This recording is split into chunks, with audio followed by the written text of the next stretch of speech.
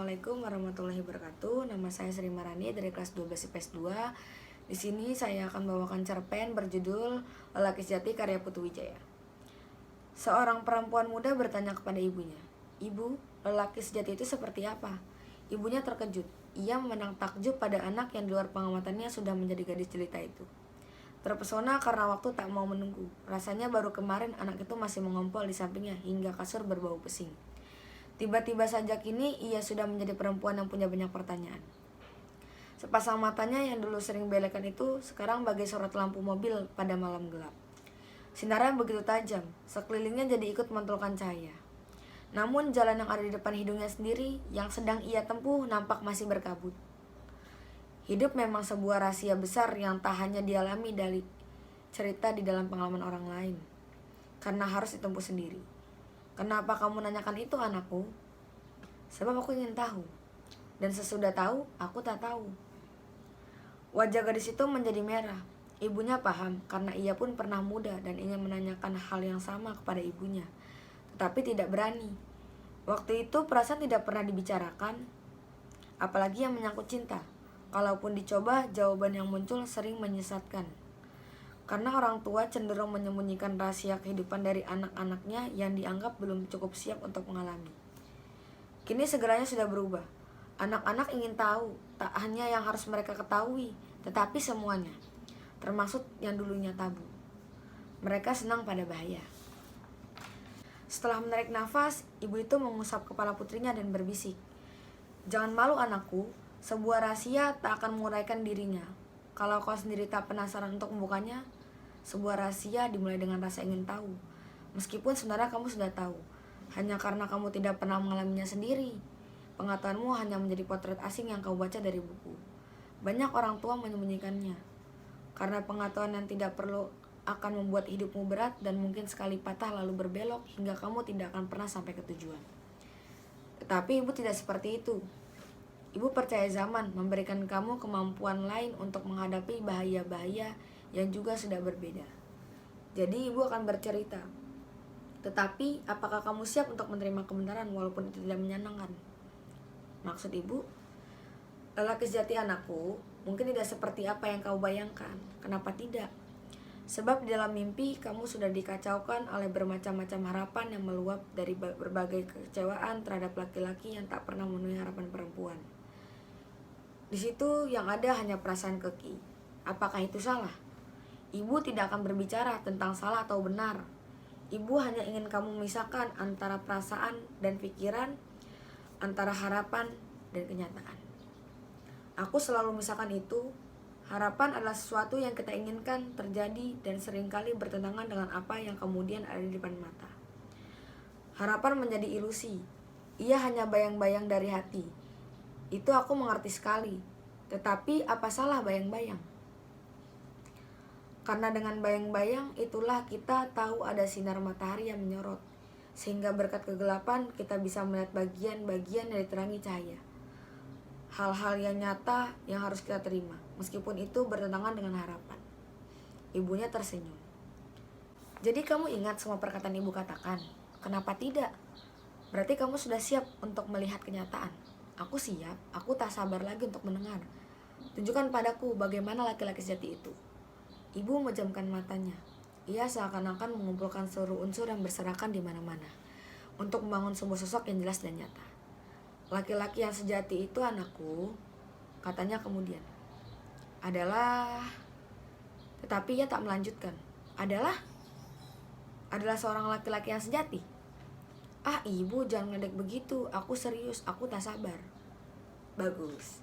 Ibu hanya berusaha agar kamu benar-benar mendengarkan setiap kata yang akan ibu sampaikan. Jadi perhatikan dengan sungguh-sungguh dan jangan memotong. Karena laki-laki sejati tidak bisa diucapkan hanya dengan satu kalimat."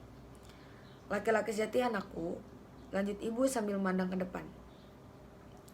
Seakan-akan ia melihat laki-laki sejati itu sedang melangkah di udara menghampiri penjelmaan dalam kata. "Laki-laki sejati itu adalah laki-laki yang perkasa." "Salah, kan barusan ibu bilang jangan menyela. Laki-laki disebut laki-laki sejati bukan karena hanya dia perkasa. Tembok beton juga perkasa. Tetapi bukan laki-laki sejati hanya karena dia tidak tembus oleh peluru, tidak goyah oleh gempa, tidak tembus oleh garukan tsunami. Tapi dia harus lentur dan berjiwa, tumbuh, berkembang, bahkan berubah. Seperti juga kamu. Oh ya? Bukan karena ampuh, bukan juga karena tampan laki-laki menjadi sejati. Seorang lelaki tidak menjadi laki-laki sejati hanya karena tubuhnya tahan banting, karena bentuknya indah dan proporsinya ideal. Seorang laki-laki tidak dengan sendirinya menjadi laki-laki sejati karena dia hebat, unggul, selalu menjadi pemenang, berani dan rela berkorban. Seorang laki-laki belum menjadi laki-laki sejati hanya karena dia kaya raya, baik, bijaksana, pintar bicara, beriman, menarik, rajin sembahyang, ramah, tidak sombong dan tidak suka memfitnah, rendah hati, penuh pengertian, berwibawa, jago bercinta, pintar mengalah, penuh dengan toleransi, selalu menghargai orang lain, punya kedudukan, tinggi pangkat atau punya karisma serta banyak akal.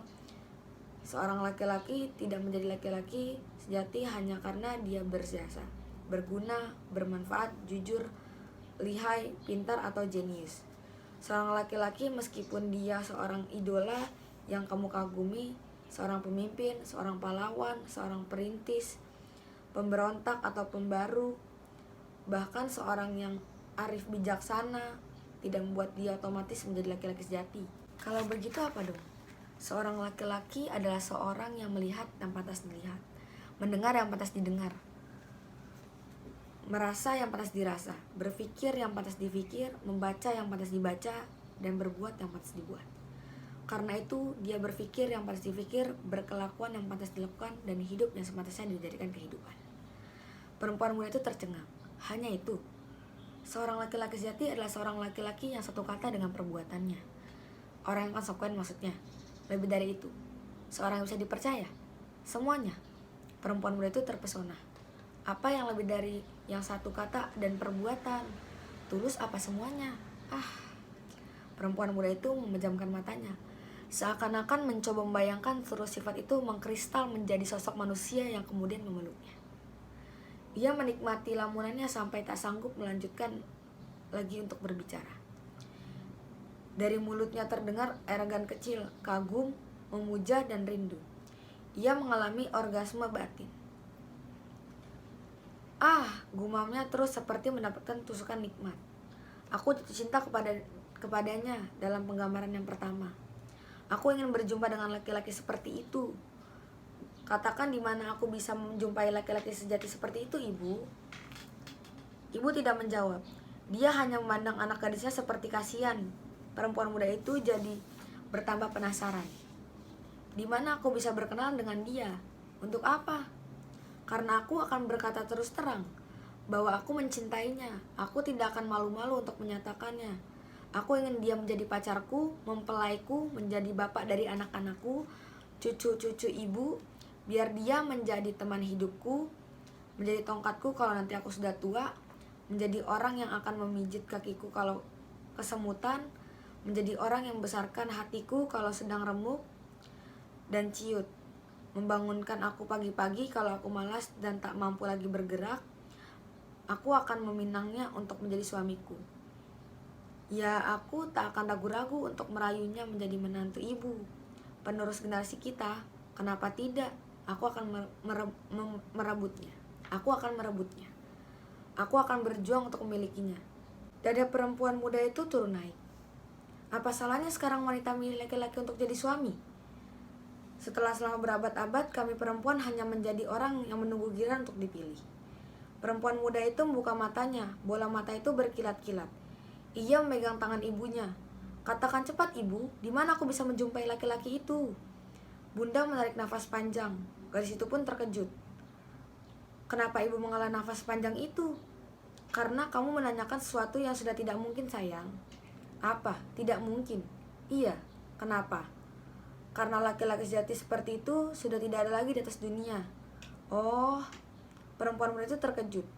Sudah tidak ada lagi. Sudah habis. Ya Tuhan, habis kenapa? Laki-laki sejati seperti itu semuanya sudah amblas sejak ayahmu meninggal dunia. Perempuan muda itu menutup mulutnya yang terpekik karena kecewa. Sudah amblas. Iya, sekarang yang ada hanya laki-laki yang tidak bisa dipegang mulutnya. Semuanya hanya pembual, aktor-aktor kelas 3, cap tempe semua. Banyak laki-laki yang kuat, pintar, kaya, punya kekuasaan, dan bisa berbuat apa saja, tapi semuanya tidak bisa dipercaya.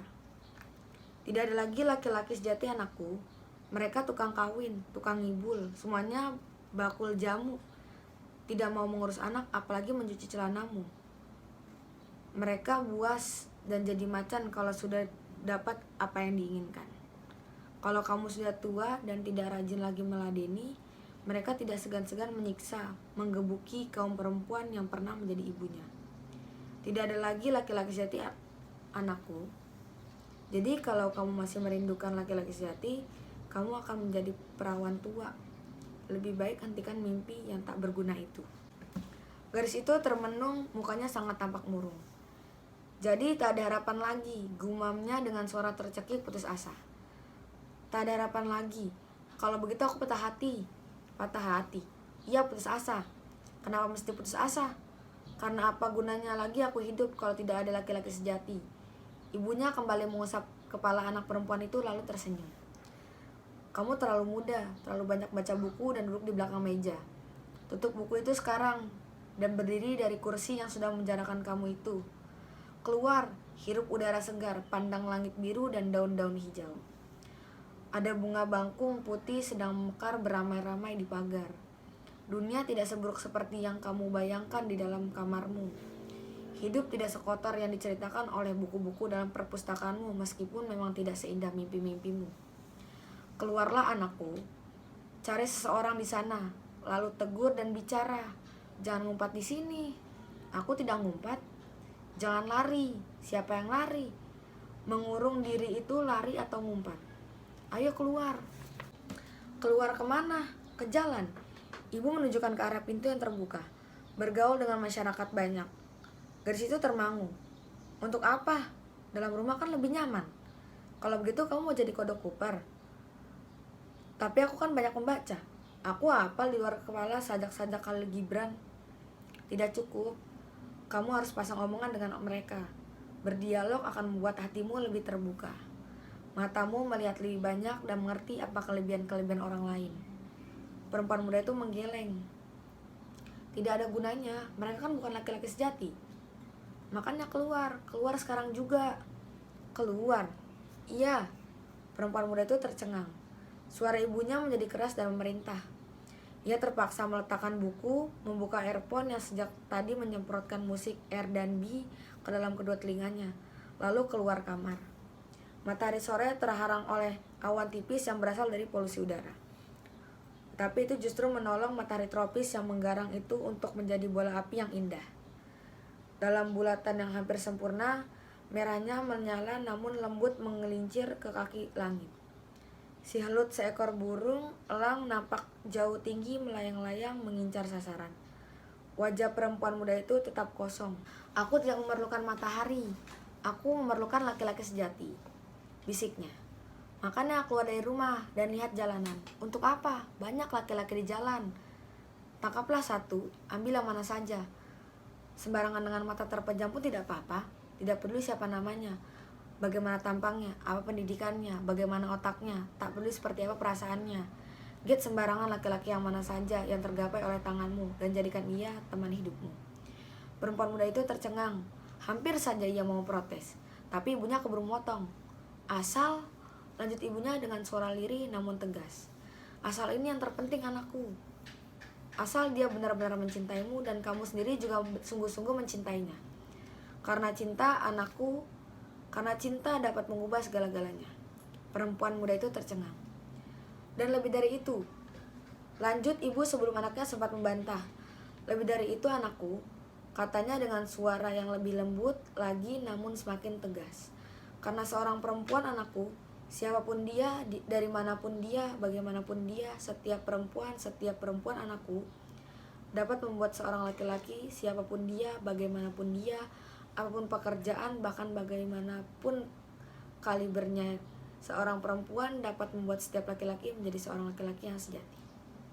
Sekian cerpen yang saya sampaikan, kurang lebihnya mohon maaf. Wassalamualaikum warahmatullahi wabarakatuh.